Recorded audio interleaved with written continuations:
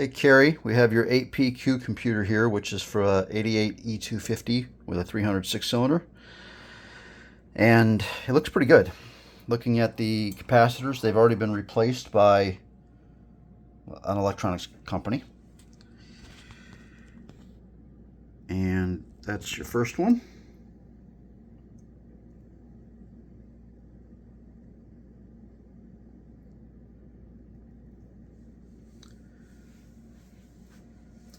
Here's your second one.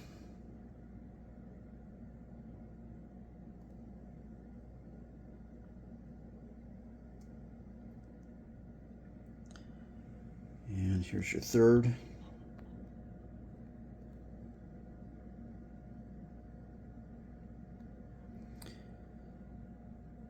So what do I see?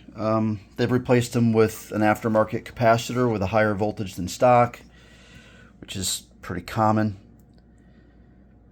The work looks okay. I don't see any problems. The polarity looks like they all match. They didn't clean the board. That might be a small problem. You can see the acid stain still on there. It doesn't seem like they really removed the conformal coating, although maybe it peeled off here. So probably could have done a little better in the overall quality of the repair. But this board doesn't look like it was very bad to begin with. It wasn't highly corroded when they did the work. They probably didn't see a real big need to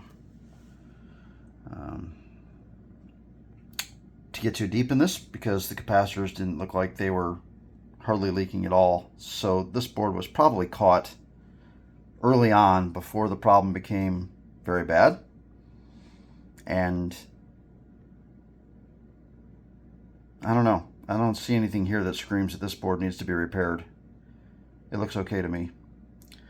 Now let's give it the bench test. So this is power, this is your check engine light, and this is your fuel pump. The fuel pump should run for 1 second every time we turn the key on. And it does. This is your 5-volt regulator. That's exactly right. Check engine light comes on like it should. And we flip this switch, we're going to go into code pulling mode. And after it freaks out for a second, you'll start seeing it spit out 2-digit trouble codes. I actually checked all these codes. They're all exactly what I would expect to see when a computer is unplugged. It's all for a bunch of circuits that are unplugged. So there's no indications that this computer is not working correctly.